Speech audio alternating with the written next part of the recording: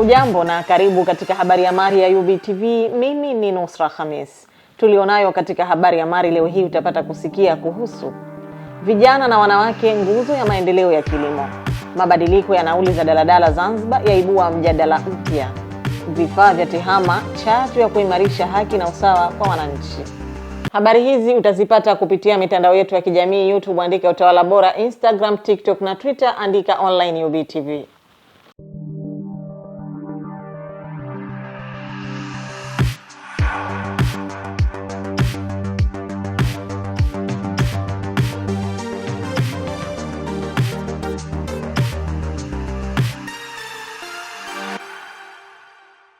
Maonesho ya 10 ya kilimo Nane Nane yanaendelea kuwa chachu ya kuenzi mchango wa mkulima, kuibua ubunifu na fursa mpya, huku yakisisitiza nafasi ya vijana na wanawake katika kukuza sekta ya kilimo.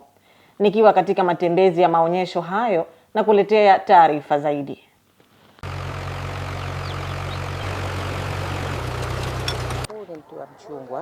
Mchungwa wa mbegu wa muda mrefu.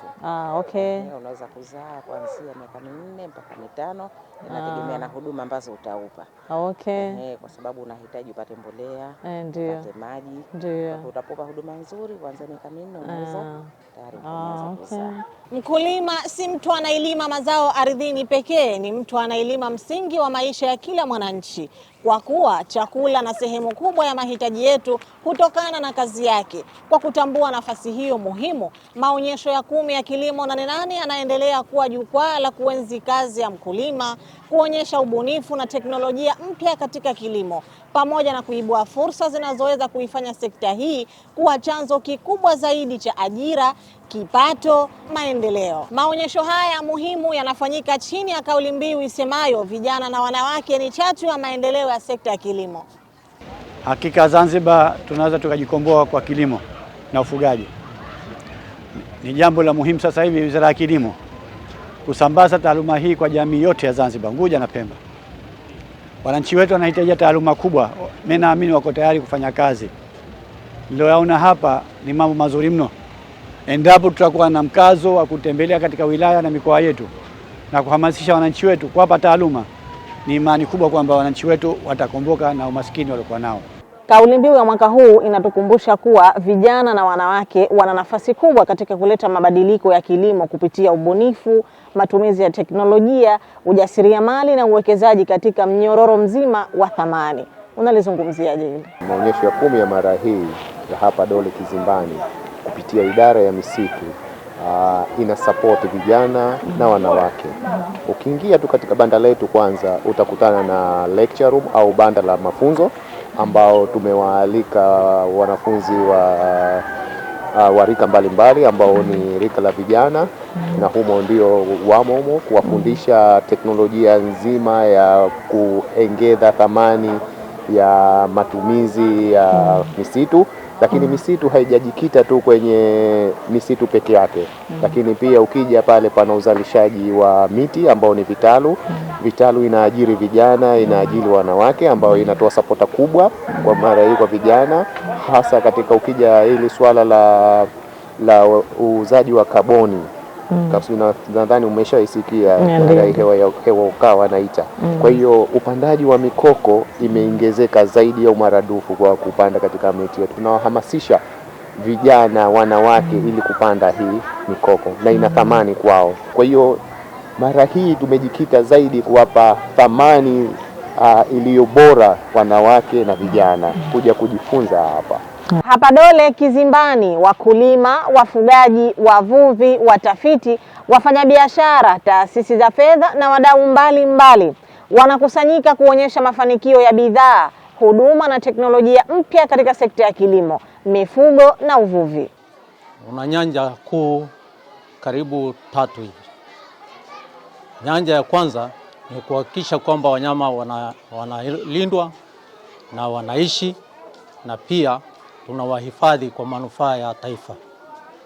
Mojawapo ya uhifadhi ni kuona kwamba uhifadhi kila mmoja anashiriki bega kwa bega, ili kuona kwamba wanyamapori wetu wanalindwa kwa manufaa ya baadaye. Kupitia mabanda na maonyesho ya bidhaa mbalimbali, hapa wananchi wanapata elimu kuhusu matumizi ya mbegu bora, kilimo kinachohimili mabadiliko ya tabia ya nchi, udhibiti wa wadudu na magonjwa, pamoja na usindikaji na uhifadhi wa mazao ili kuendelea kuwa bora.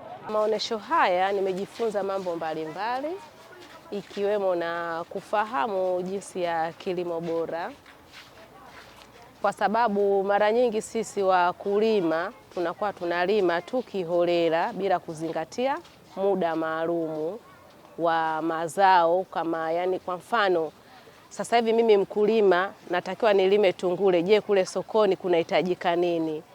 Sasa sisi tunakuwa tunalima tu msimu tofauti yani kiholela.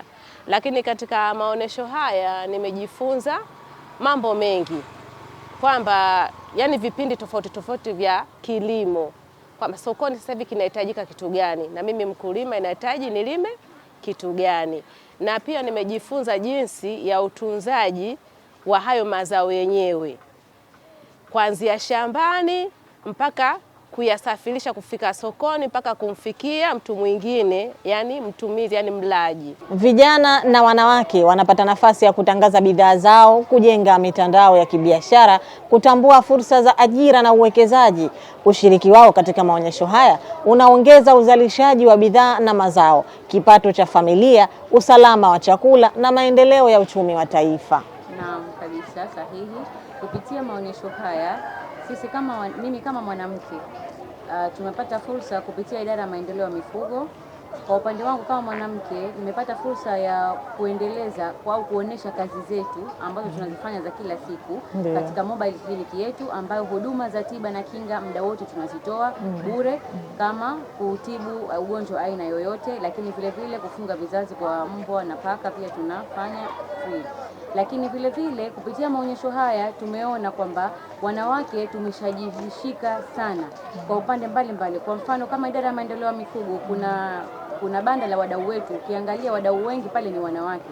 Kwa hiyo kama kauli mbiu inavyosema vijana na wanawake ndio chachu ya maendeleo katika sekta ya kilimo, na ni kweli tumeona kwamba vijana na wanawake manake tumeshajishika kwa ukiangalia kutangaza biashara zao, lakini vile kujipatia kipato, tunapata pia kujua na watu wengi, lakini vile tunatoa elimu mbalimbali.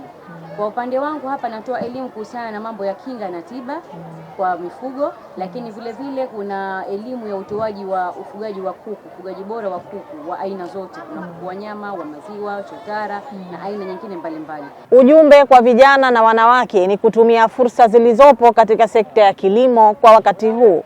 Kujifunza, kuwa wabunifu na kutumia teknolojia ni hatua muhimu zitakazowawezesha kuwa wazalishaji bora, kuongeza thamani ya mazao na kujenga kilimo chenye tija kwa manufaa yao na jamii kwa ujumla.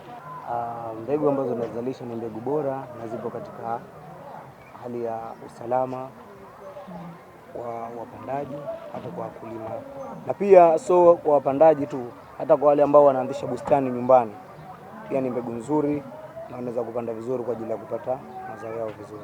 Serikali, taasisi na wadau wa maendeleo wanahimizwa kuendelea kuweka mazingira rafiki kwa kuwapatia vijana na wanawake elimu, mitaji, teknolojia, ardhi na masoko, kwani vijana na wanawake ni chachu ya maendeleo ya sekta ya kilimo.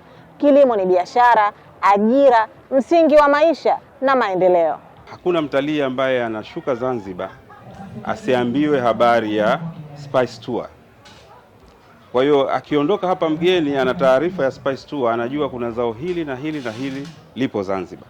Kwa hiyo sasa tunataka yale mazao ambayo tunayapigia debe kwenye Spice Tour tuyazalishe kwa wingi ili tuweze kuyauza nje ya nchi, kwa sababu tumeshayatangaza sana kwenye utalii wetu na yameshakuwa na brandi nzuri kwamba haya ni ya Zanzibar, ni mazuri. Kutoka viwanja vya maonyesho Dole Kizimbani, wilaya ya Magharibi Unguja, haya ni maonyesho ya 10 ya kilimo 88. Kheri ya sikukuu ya wakulima 88. Kheri ya sikukuu ya wakulima 88. Kufuatia kutangazwa rasmi viwango vipya vya nauli za daladala vilivyoanza kutumika Agosti mosi mwaka huu, ambapo kwa mujibu wa serikali uamuzi huo umefikiwa baada ya tathmini ya gharama za uendeshaji wa magari ya abiria, huku ikisisitiza kuwa wanafunzi wa elimu ya lazima pamoja na wazee wa umri kuanzia miaka 70 na kuendelea wataendelea kulipa nusu ya nauli. Uamuzi huu umeleta mjadala kwa baadhi ya abiria, madereva na makonda ambao ndio walengwa wa suala hili. Nuzlat Kasim ana ufafanuzi wa taarifa hii. Habari inayozungumzwa katika kila kona ya Zanzibar, kuanzia vituo vya daladala, masokoni hadi maeneo ya kazi. Mjadala mkubwa ni mmoja tu, ni ongezeko la nauli za usafiri wa daladala, wakati wengine wakisema ni hatua isiyoweza kuepukika kutokana na hali ya uchumi. Wengine wakihofia ongezeko hilo kuwaongezea mzigo wa maisha kwa maelfu ya wananchi wanaotegemea usafiri wa umma kila siku. Wenye vyombo walileta mapendekezo yao, tukakaa nao, tukakubaliana nao bei ambayo wanaweza wao wakaendelea kutoa huduma bila kupata hasara, lakini na kutowabebesha mzigo wananchi. Baada ya kufanya tathmini ya hali halisi ya gharama za uendeshaji wa huduma hizi, serikali imekuwa ikichukua hatua mbalimbali kuhakikisha huduma za usafiri zinapatikana kwa gharama nafuu kwa wananchi, ikiwa ni pamoja na kuingilia kati pale inapohitajika ili kupunguza athari za ongezeko la gharama za mafuta. Mabadiliko ya nauli hizi yataanza kutumika rasmi tarehe 1 mwezi wa 8 2027. Kipindi hicho kimetengwa ili kutoa nafasi kwa maandalizi ya utekelezaji wa utoaji wa elimu kwa wananchi kuhusu viwango vipya vya nauli hizi. Kwa upande wa madereva na wamiliki wa daladala, hatua hiyo imepokelewa kwa matumaini, kwani kwa muda mrefu wamekuwa wakikabiliwa na gharama kubwa za uendeshaji wa shughuli hizo. Alhamdulillah, tunashukuru nauli imeongezwa, inaweza ikatusaidia katika kukizi katika changamoto mbalimbali katika usafiri wetu, mfano gari kuharibika, mafuta na changamoto nyingine. Tumefaidika kidogo kwa sababu ile yetu kuna sheli kidogo imepata nafuu kidogo mafuta. Hata hivyo, kwa upande wao abiria wamekuwa na maoni tofauti. Wapo wanaoona ongezeko hilo linaendana na uhalisia wa uchumi wa sasa, lakini wengine wanasema linawaongezea mzigo wa matumizi ya kila siku. Kwa sasa kwa kweli liko katika si hali mzuri, kwa sababu tuko viwango viwili vya kiuchumi, hali mbili za kiuchumi. Kuna ambao wanajiweza na kuna ambao hali zao tofauti na wasiojiweza. Kwa sasa inakuwa ni shida kiupande wao, lakini kwa wenye kufanya kazi serikalini na wanaingia na kutoka inakuwa haiathiri kipato chao. Changamoto zimekuja kutokana na ugumu wa maisha, hela nyingi. Mabadiliko ya nauli yanaonyesha ongezeko linaloendana na masafa ya safari. Safari za umbali wa kilomita 1 hadi 12 ambazo hapo awali zilikuwa zikitozwa shilingi 500, sasa zitatozwa shilingi 700. Huku safari za kilomita 19 hadi 21 zikiongezeka kutoka shilingi 800 hadi shilingi 1000. Uchambuzi huo unaonyesha kuwa viwango vipya vimepangwa kwa kuzingatia umbali wa safari. Kuhusu nauli, tunaiomba serikali itupunguzie nauli, yani irejeshe ile 200 kwa sababu inatuasi wazee nyumbani hali duni. Punguzie iwe kama zamani 200, na pia inatuathiri katika magari asubuhi inakuwa gari tabu, wanafunzi wachukuliwi, tuwekee magari yetu wanafunzi na sia. Sasa macho ya wananchi yanaelekezwa kwenye utekelezaji wa viwango hivyo vipya. Wengi wanatarajia kuona si tu mabadiliko ya nauli, bali pia ni maboresho ya huduma, uzingatiaji wa sheria, usafiri wenye usalama na heshima kwa abiria. Huo ndio utakuwa msingi wa kupima mafanikio ya uamuzi huu mpya wa serikali. Nuzlat Kasim, UBTV. Shukran Nuzlat Kasim kwa ufafanuzi wa taarifa hiyo. Katika dunia inayobadilika kwa kasi kutokana na maendeleo ya teknolojia, matumizi ya mifumo na vifaa vya tehama yamekuwa muhimu katika kuongeza ufanisi, uwazi na ubora wa utoaji wa huduma za sheria kwa wananchi. Rui Abdullah anafafanua taarifa hii. Makabidhiano ya vifaa vya tehama yanayokutanisha wadau mbalimbali wakiwemo Umoja wa Ulaya, Enable, Zaponet pamoja na Serikali ya Mapinduzi ya Zanzibar kwa lengo la kuimarisha matumizi ya teknolojia katika utekelezaji wa majukumu ya taasisi, yanasisitiza kuwa matumizi sahihi ya vifaa na mifumo ya tehama yanahitajika kuambatana na usimamizi mzuri, ujuzi wa watendaji na matumizi yenye tija ili kuhakikisha uwekezaji huo unaleta matokeo yaliyokusudiwa. Ninavyokuaminini kwamba mtaenda kufanya kazi iliyokuwa nzuri yenye kuleta tija kwa nchi. Kama nilivyokuelezeni, sasa mwamko wa huduma msaada wa kisheria katika nchi yetu umekuwa ni mkubwa sana. Kwa hiyo kama umekuwa mkubwa na huku tunapata vifaa kwa ajili ya matumizi hayo, manake takriban kwamba tuwafikie wananchi vile inavyohitajika. Maendeleo ya sayansi na teknolojia yanakuwa kila tunavyoenda. Sasa kama msaada wa kisheria utakuwa unatolewa vile vile tulivyokuwa tumezoea, manake hatutofikia yale malengo ambayo serikali inataka kuyafikia. Lakini tuendeni katika mabadiliko ya sayansi na teknolojia.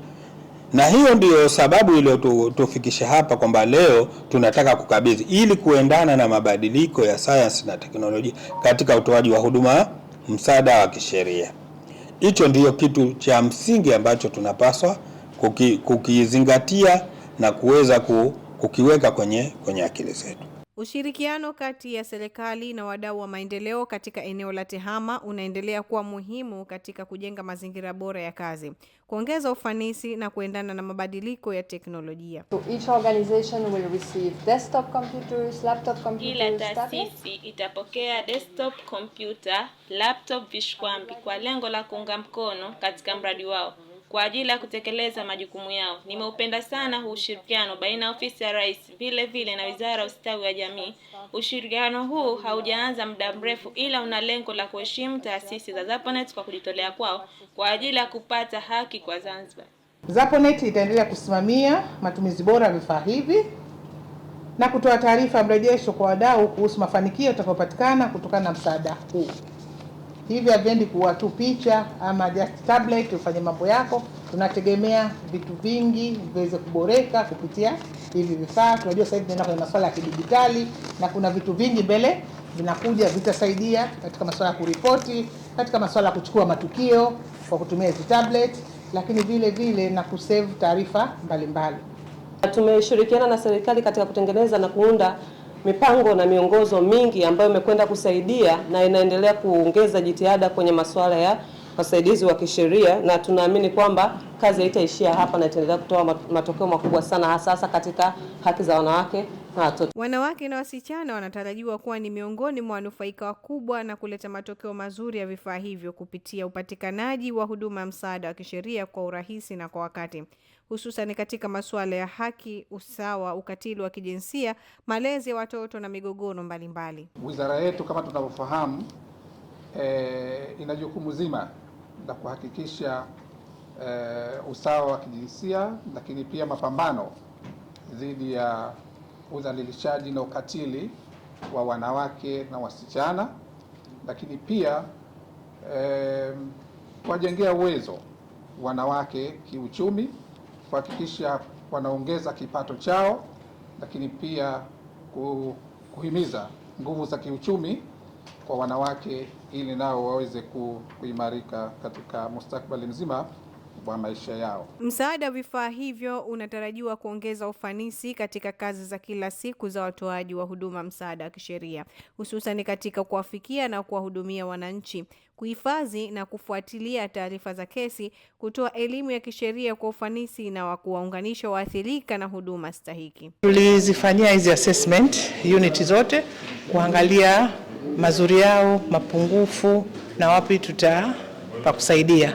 Baada kwa kushirikiana na Enabel, baada ya kufanya hiyo tathmini, tukakuta kuna mambo mengi likiwemo la kutokuwa na vifaa hizi kompyuta, kwenda kuchukua matukio, kwa sababu kuna kazi kubwa ambao wanafanya lakini hazina evidence. Kwa hiyo tukaziomba na Enabel wakatuelewa, ambayo ni shirika la maendeleo la Belgium, wakaelewa ile concept, na kwa kuwa wao walikuwa tayari wana support sauti ya mwanamke, kwa hiyo kwa vinaendana, na tunajua kwenye masuala paralegal wanawake wengi ndio wahanga na watoto. Kwa hiyo akasema kwa kuanzia tumeanza na kuwapa vifaa, lakini kuna mambo mengi ambayo watayafanya. Kuna mambo watafanya kwa kupitia Zaponet, lakini kuna mambo watayafanya kwa kupitia Wizara ya Katiba na Sheria kwa idara ya msaada wa kisheria, kwa sababu kuna mingine ni ya kimuongozo na taratibu ziko chini ya idara. Sasa tunaamini kwamba kupatikana kwa vifaa hivi kutasaidia kuweza kuongeza kasi ya kutoa huduma za msaada wa kisheria kwa jamii ambazo tunazihudumia. Kiukweli ni kwamba kupatikana kwa laptop hizi, kupatikana kwa vishikwambi hivi vitatusaidia sisi kama wasaidizi wa sheria kuweza kwanza kuweka kumbukumbu za cases ambazo sisi tunazifuatilia, lakini pia itatusaidia kuweza kutafuta material mbalimbali yanayohusiana na masuala ya msaada wa kisheria ili kuweza kurahisisha hili zoezi la utoaji wa huduma za msaada wa kisheria kwa jamii ambazo tunazunguka. Lakini tuseme tu kwamba kwa hawa wadhamini wetu, mafadhili wetu wa hivi vifaa, kwanza tuwashukuru sana kwa sababu wamekwenda kutatua ile kiwi ambayo tulikuwa tunayo kwa muda mrefu. Napongeza, tunashukuru sana, lakini jambo la pili tunawaomba kwamba wasichoke, wawe na sisi kila siku, kila tutakaohitaji vifaa kama hivi vya kutekeleza majukumu yetu ya wasaidizi wa sheria, basi tunaomba watushike mkono ili tuweze kuendelea zaidi. Wito wangu kwa maparalegals, kwanza waongeze speed ya kufanya kazi, wajitahidi kuzimaliza kesi kwa wakati na kufanya ushauri ambao utafaa kwa maslahi ya wananchi. Tuahidi tu kwamba vifaa hivi tunakwenda kuvitunza kama vile ambavyo wao walishauri, na tutavitumia kwa mujibu wa miongozo ambayo ipo kwa kuhakikisha kwamba vinatumiwa kwa makusudi mazima ya utendaji kazi na sio kwa matumizi ya mtu binafsi. Vifaa vilivyokabidhiwa ni pamoja na laptop, desktop, vishikwambi, ruta na mashine za fotokopi. Makabidhiano haya ambayo yamefanyika ukumbi wa mkutano wa Sheria House ni sehemu ya hatua zinazoendelea kuchukuliwa katika kuimarisha matumizi ya teknolojia, kuongeza ufanisi wa taasisi na kusukuma mbele ajenda ya mabadiliko ya kidijitali Zanzibar. Ruia Abdullah, UBTV. Asante sana Ruia Abdullah kwa taarifa hiyo. Habari hiyo ndiyo inakamilisha habari ya Mari kwa siku ya leo. Tujikumbushe tuliokuandalia katika habari ya Mari leo hii. Vijana na wanawake nguzo ya maendeleo ya kilimo. Mabadiliko ya nauli za daladala Zanzibar yaibua mjadala mpya. Vifaa vya TEHAMA chatu ya kuimarisha haki na usawa kwa wananchi. Habari hizi utazipata kupitia mitandao yetu ya kijamii: YouTube andika Utawala Bora, Instagram, TikTok na Twitter andika online UBTV. Kwa niaba ya wote waliofanikisha habari hizi, nyuma ya kamera Nasir Hassan, mimi ni Nusra Khamis. Nikushukuru sana na nikutakie majukumu mema ya kila siku. Kwa heri.